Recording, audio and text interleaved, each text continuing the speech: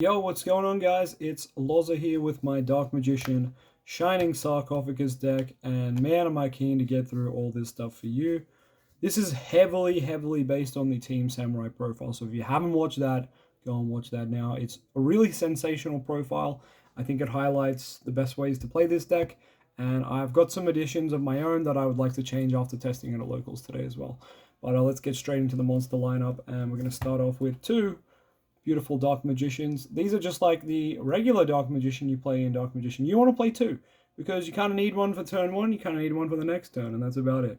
Also, there's a combo you do that requires you to have both. If you've seen Yassine or Team Sam's videos on this deck, you'll know that combo involves making rank 8s with Gandora. Speaking of Gandora, we've got the double Gandora, kind of in a similar boat to Dark Magician. You want to see one of these in your opening hand to do the combo, and also Gandora is really good going second for blowing up the field.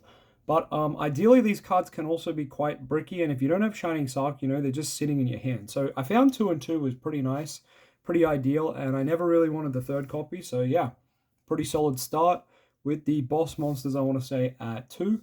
Though Dark Magician certainly feels like he doesn't do anything if you don't have like a combo to perform with him. It's a bit jank. The normal summon of the deck is the Gadget Trio. This will let you add any of your Shining Sark spells or traps from deck to hand. He's really good. I don't think I play another normal summon. We'll show off combos later involving all of these cards, because there is obviously really good rank 8 combos in this deck with DM and Gandora, but sometimes you have to start with Gadget Trio to get there, and that combo means you can't make the rank 8, and it's a bit awkward, but we'll talk more about that later at the end when I do a couple of test hands. Because, yeah, I think they touched on it in the Team Sam video, and I do believe it's a bit jank, so we'll get to it when we get to it. Anyway, we're going to play 1 Silent Magician 0, a spell negate, and this card, you don't really want to normal summon it. You kind of want to summon it off Ties of the Brethren or off Gandora's effect. And then we have Silent Swordsman 0, who was never summoned today and kind of was just getting summoned before because we had nothing else. We didn't have the DM yet. Now that we have DM, I don't know if we even play Silent Swordsman 0. These are typically what you play off Ties That Bind, though, or the Ties of the Brethren, rather. You typically smash these guys out on the field, and then you sit there and you chill. But the thing about these cards is they're not that great, and unless you summon them off Gandora, they're normally only going to be 1500 on your opponent's turn, which is not much attack points. Normally in the combo I'll show you later, you summon Silent Magician at level, up 2 levels already when your opponent draws for turn. It goes up a 3rd level, and then it's already on 2500 on your opponent's turn. So it's just typically you summon the Silent Magician 0 unless you've opened There Can Only Be One, then you're actually going to want to summon out Silent Swordsman 0. But once again, we'll get to all of those combos later, because normally you can only summon 1 at the end of your combo. But yeah. I think that rounds out the monsters. It does. That's all of the Gold Sark monsters now done. Shining Sark monsters, rather. I still am not quite used to the English name.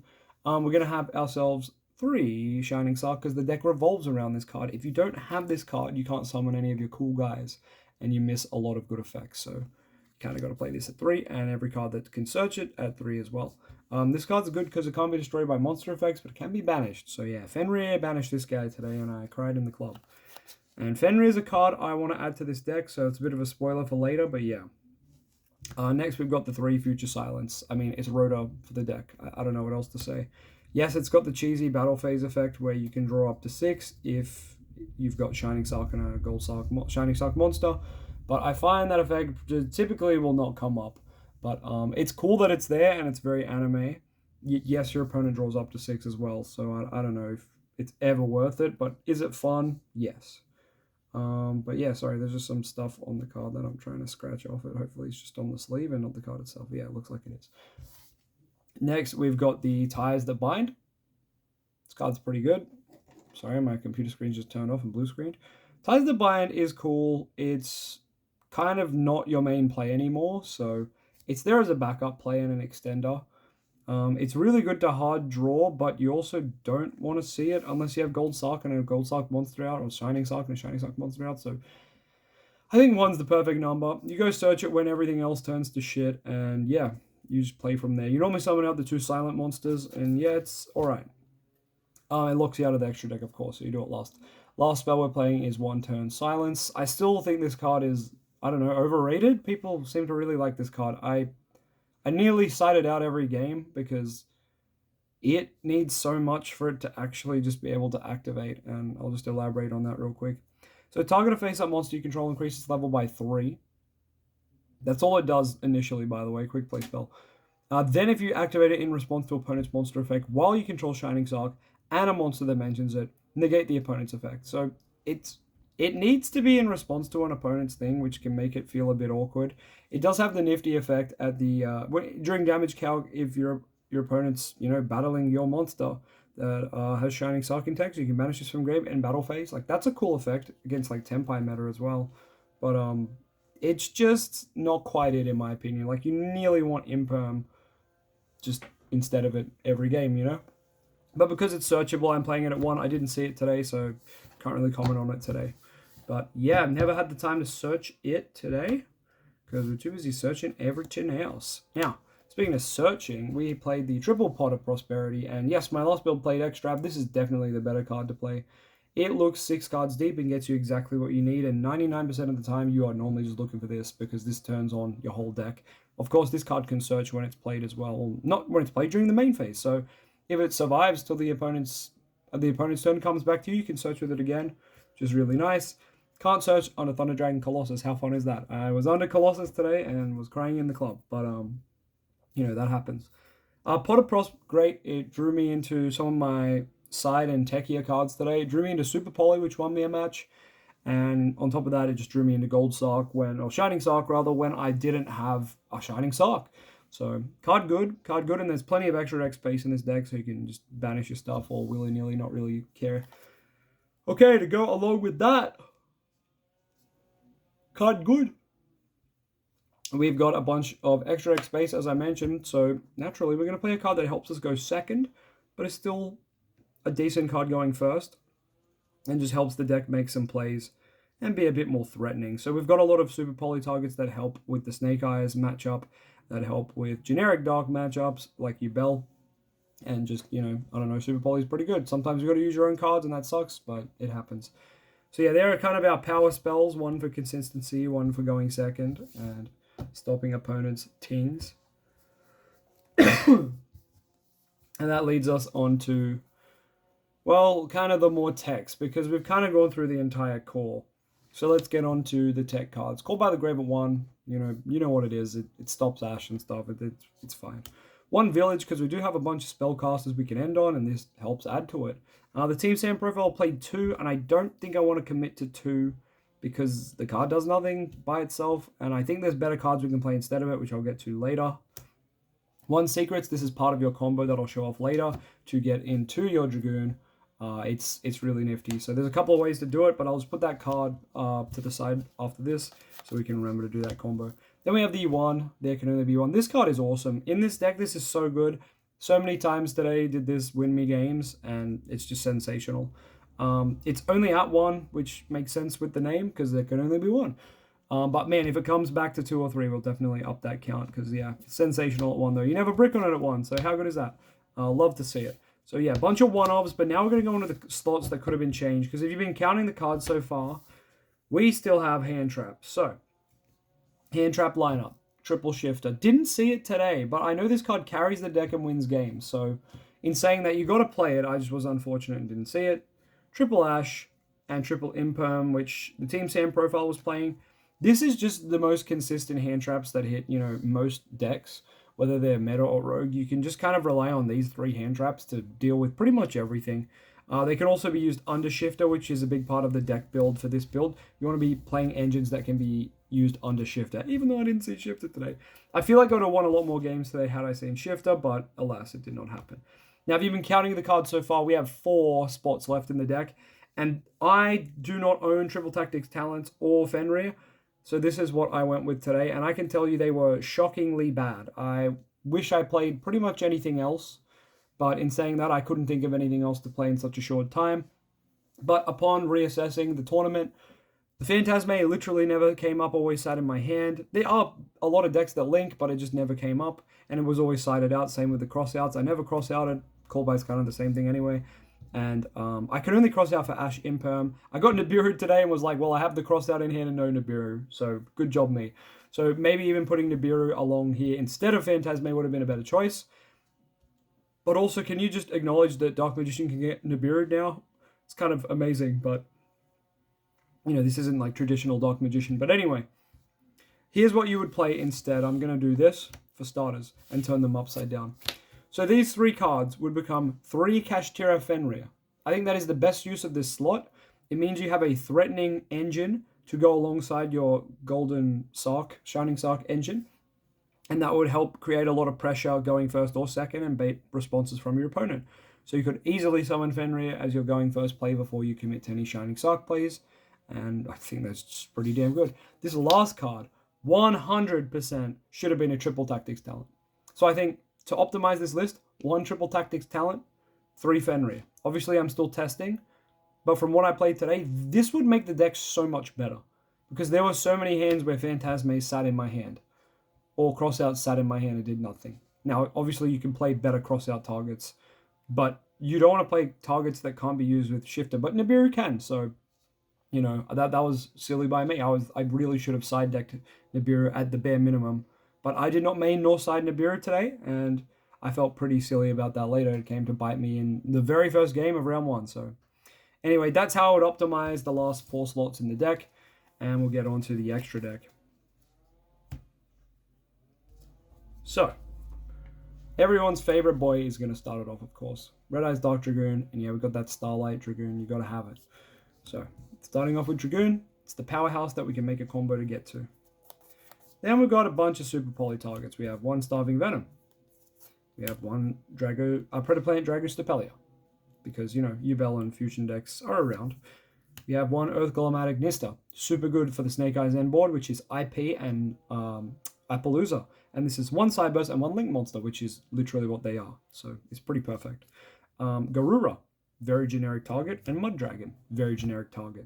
So we've got like generic targets, dark specific fusion targets, and then Snake Eyes target. You could be playing some other super poly targets, but these were the ones I settled on, and you do just banish the ones that are not useful of Prosp when you know what you're versing. So for example, if I know I'm not versing a dark deck, well, Starving Venom is probably not going to be too useful. I can probably get rid of that. If I know I'm not versing Cyburst or Linking deck, well, I'm probably going to get rid of Earth Golem, aren't I? So that's a good way to use your Prosp as well. And if you don't know, you typically don't banish any of these just yet. But typically at locals, you kind of know what people are playing anyway. So that does kind of help with Prosp banishes. But yeah. Anyway, that's the fusions of the extra deck. Let's get into the links. I played 1 BLS. Never came up. It was just here just in case. But I think maybe a link 1 Relinquish Anima might be the play just in case you get given some janky stuff. But I don't know. There's level 7s in the deck that do nothing, so I figured maybe have this. We have a little link climb package of Dark, Selene, and Access Code, which I went to use today and realized I don't have a spellcaster for Selene to summon back, really. Technically, I can summon back the DM and the Shifter, but yeah, that didn't really happen today, unfortunately. I did it without a target engraved, so whoops. Be careful. In DM, we always have a spellcaster engraved because Rod, Souls, etc., etc.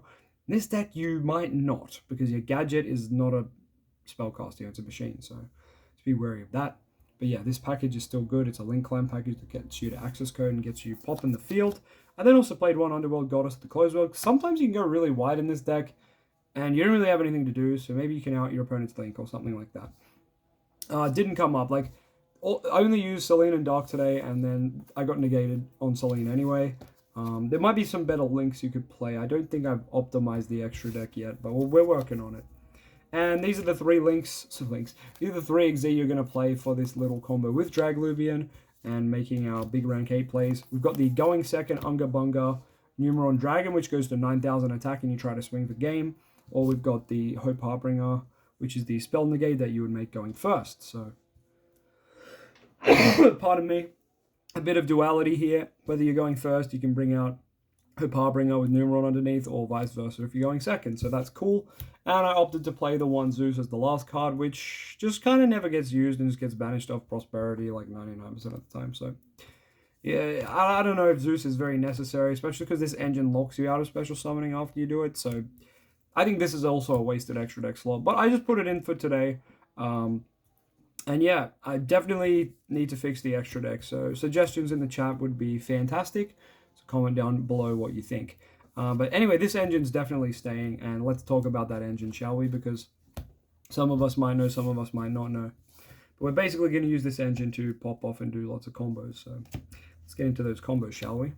This combo requires you to open one of these two cards. Sometimes you're going to open this, though, and that's where it gets awkward.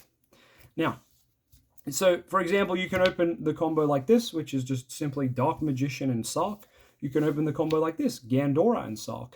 But then you've also got to consider that Gadget and Gandora is also the combo, and DM and Trio is also the combo. But of course, if Trio is involved instead of Shining Sarc, it actually changes the combo. So let's go over why that is. I'm going to show you the combo I actually think is better. It's more in archetype and on brand, and it's the one I use mainly today because of how often Shining Sarc was not in my opening hand. So you're going to start by normaling Gadget Trio. Gadget Trio goes and gets you Shining Sarc. Fantastic. Activate your Shining Sarc. You're going to add your missing piece. Now, in this scenario, you have one of these two in the hand already. Let's say I have DM in hand already. So Shining Sarc is going to add me the Gandora. Fantastic. Next step is I need to summon both of them. So I can just summon DM because I have Shining Sarc. I can summon Gandora because I have Shining Sarc. Gandora's effect, you normally want to summon him in defense, but you know, it's not the biggest deal. Gandora's effect is going to pay half my life points, 4k, to destroy everything on the field it can, which is going to be these two. Now, they have unique effects when they're destroyed. We're only going to proc Dark Magicians, though, because we're not playing the trap for the, what's it called, Gadget. So I'm just going to put them down here to be banished. Now, because we've done that with Gandora, we get to summon from deck. And in this case, because we actually opened the Gadget, the monster we summon will be level 9, not level 8. Gandora summons a Shining Sarc from deck and adds 1 to its level for every card destroyed. We destroyed 2 cards. So whatever we summon, like if we summon this DM, it'll be level 9, which doesn't make it rank 8. So what you actually normally do is you summon out Silent Magician 0, and you give it 2 levels. So this Silent Magician 0 actually comes out level 6 and on 2000 attack, and we'll just leave it over there, because on the opponent's turn, they'll draw, and it will gain another level and draw another card and go to 2,500. So there's a spell negate with 2,500.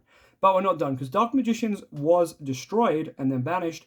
He can summon himself back because there's a level 5 or higher on the field, which is Gandora. So we're going to summon DM back, and DM's effect is going to activate, and it lets us go and search Secrets of Dark Magic, and we're going to set it in the back row. You can also co-set the new Mirror Force, but I don't know about that card yet. I got to test it. I think I want to play at least one, though, but I haven't picked it up at locals yet, but I will soon. Now, on the opponent's turn, you've obviously got a spell negate, but in the draw phase, when you gain that level in Silent Magician 0, you're going to want to flip Secrets 2, and you can fuse your Dark Magician on field and your Dragon for a Dragoon.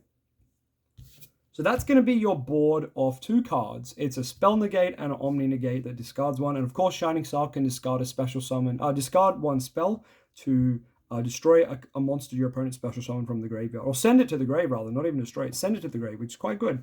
So here we kind of have 3 interruptions, kind of. You don't use the Shining Sarc interruption too often, but I can tell you times where you can. The Fiendsmith combo, it normally adds a Fabled card to their hand. They then discard that Fabled card, and that Fabled card specials itself out. You can just Shining Sarc, discard a spell, and put the Fabled card back in their grave. It means they just have to commit to their normal summon to then start their combo, instead of doing it for free, basically, without normalling.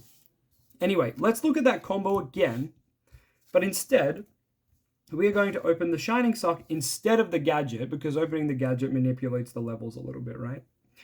Instead, we're going to open these 2 beautiful cards, and remember, these are interchangeable. It can be Gandora or be a DM, it doesn't really matter.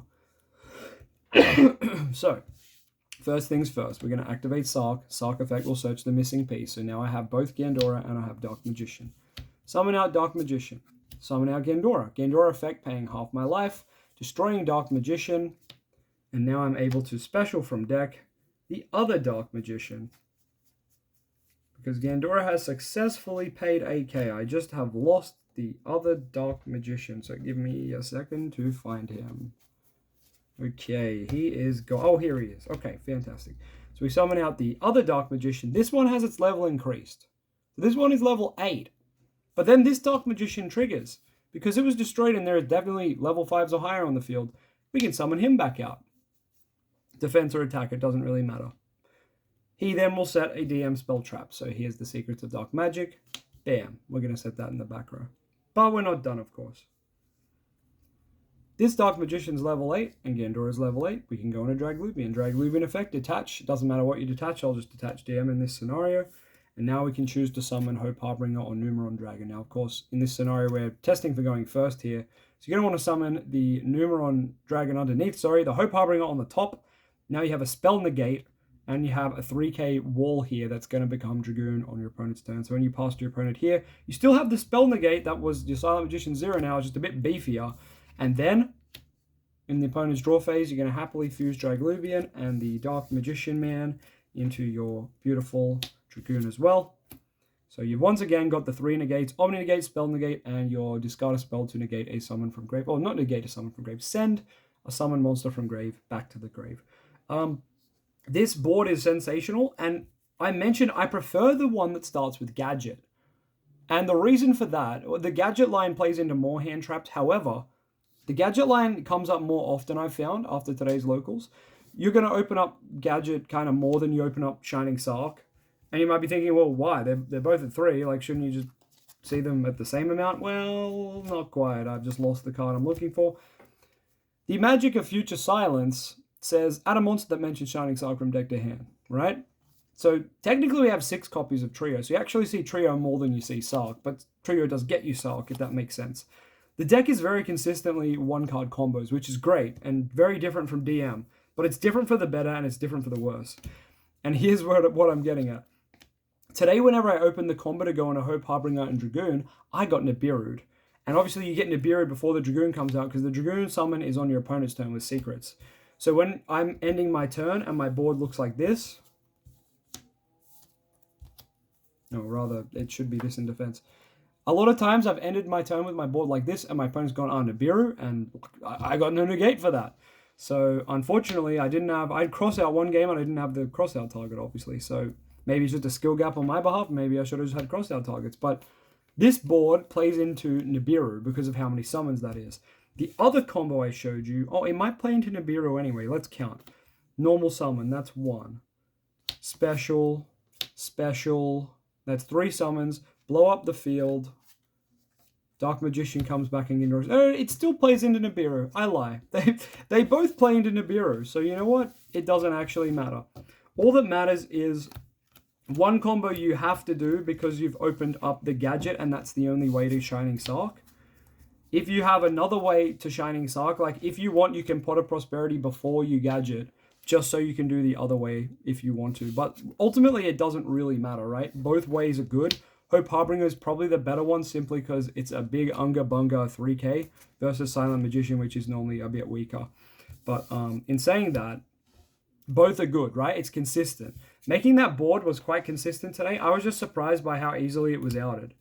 Now, obviously, we've been playing Dark Magician for a long time, and our boards are never good. I made so many good boards today, and people just outed them like they were nothing, because, you know, Dark Ruler just doesn't give a crap about what board you make, so I found that to be, quite annoying. Not seeing Shifter all today, quite annoying. I understand Shifter is a degenerate card. It probably should be banned and not exist, but when it gives a deck like this, like Dark Magician, Shining Sark, kind of a chance, you're rooting for it to win, right? You're rooting to see that Shifter. So unfortunately today, I only went 1 and 3. There was 4 rounds today, and I did not do great. But I think it was a lot of things that kind of influenced that. I versed some decks I haven't versed before. I kind of knew what the Fiendsmith Snake Eyes stuff was going to do, but I definitely learned way more than just reading the cards, right? And watching the combos online. It's much different when you're playing the matchup yourself. I did learn the strengths and the weaknesses.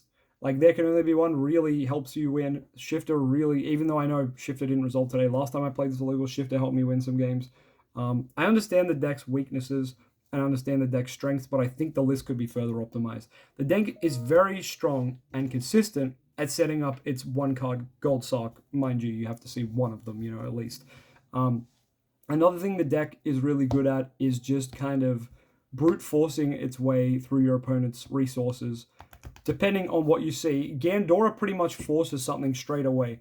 So when you're playing second, I'm obviously main decking Super Poly, which is already a great going second card, but you normally start by activating Sark. They normally don't negate it, and you just go get Gandora, right? You just go get Gandora, you just summon Gandora, and you just threaten a response straight away with your in-engine kind of cards, right?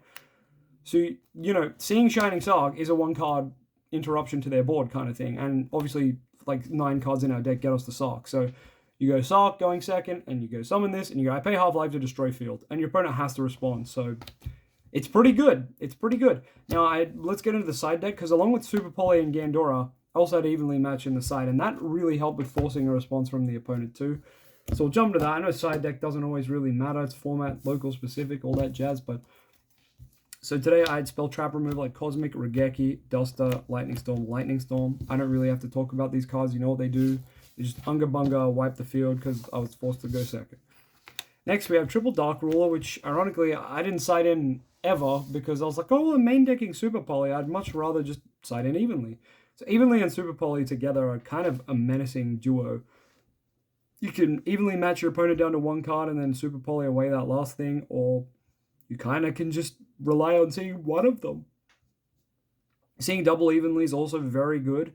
Seeing double Super Poly is not as good, but it's still okay. But ultimately, even between Evenly, Super Poly, and Gandora, like, you're able to clear board. Like, going second is surprisingly not that bad for this deck. It's nowhere near as good as Ref, though, and that's what I'm going to get to very soon. And going first, I had this little Judgment package to side in. It was quite good. There was just a game at the end where I saw Judgment and a handful of nothing. I had, like, Village, Judgment, just a bunch of cards that did nothing and no engine. I didn't draw engine for 3 turns, and then I lost. Because, you know, Gimmick Puppet drew engine. Because their field spell is pretty much 1-card combo to their FDK. So that's nice, guys, isn't it? Meanwhile, our field spell in DM sets Eternal Soul. Yeehaw. Last card I played was Unending Nightmare. It's an interesting card. Pay 1,000 and target a face-up spell trap, destroy it. You can use it once per chain. So it's a lot of field spells that are good and a lot of continuous spells that are good. King Sark, the Tenpai field spell, for example. I thought this would be a nice way to counter that. Never sided it in, really, or I didn't see it, so it didn't really matter. Pardon me, I'm still getting over my cough. I just can't shake it, guys. I'm sorry.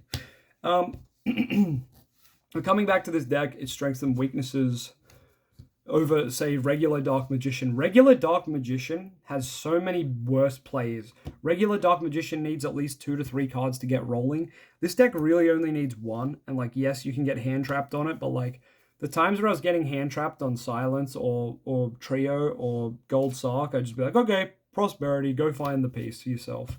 So Prosperity is absolutely sensational in this deck since you only normally need that 1 card most of the time. Because we're playing so many janky 1-card memes, like you can go and find there can only be 1. You can go and find your Called by the Grave.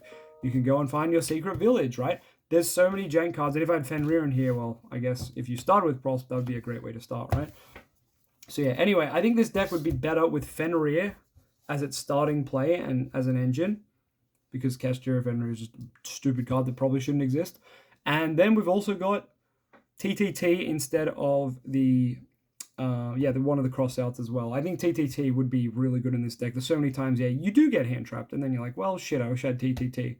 Yes, you can't play Prosp and draw off TTT, but you can still do one of the other effects, either rip a card, or if you're going second, you can take an opponent's monster, which is always sensational. But overall, the deck was good. I don't think I've quite got the hang of it yet. Like, yes, I understand the combos, but sometimes I wasn't sure which one to go for when I had access to both.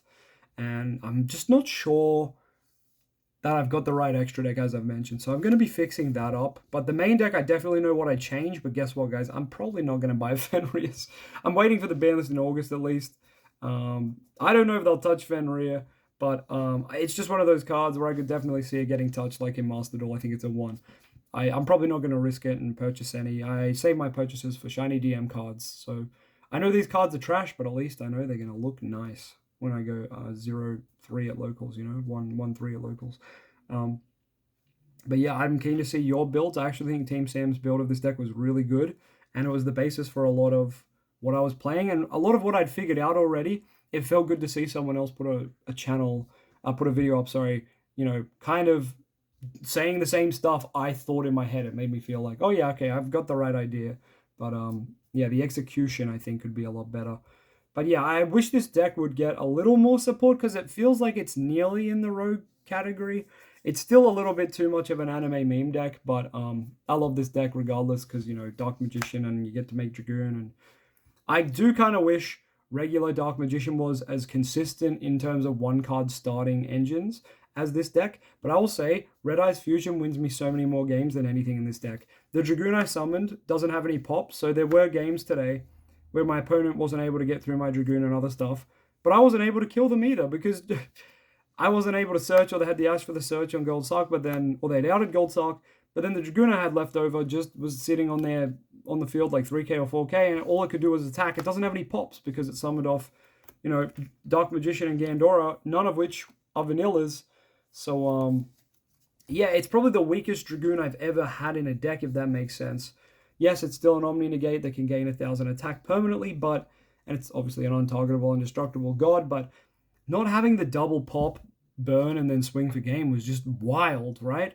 I'm so privileged and used to using Red Eyes Fusion to summon this that, yeah, I lost a lot of the going second, Unga Bunga, win the game factor off that alone. And yes, I know I mentioned this deck has some pretty good going second stuff with Gandora and whatnot, but I don't think anything can compare to how good Ref is in Dark Magician. Like, I agree, the Dark Magician cards themselves are worse, but the 6 copies I play of Ref in my Dark Magician deck felt better than this whole core, which I think is saying a lot. Dark Magician itself could use a fusion spell, and this deck itself could use something else. I'm not sure what. I don't think it's the Summon Skull, though. That card's kind of not good. But, yeah, this deck feels like it's still missing something. Like, when I was filling the gaps of the last 4 slots, putting in Fenrir and also putting in, what's that other card I mentioned? TTT. Fenrir and TTT. I wish I could just play more Engine, but there's just no more Engine to play. Like, I'm not going to play the Marshmallow card. I've tested it. It's not good.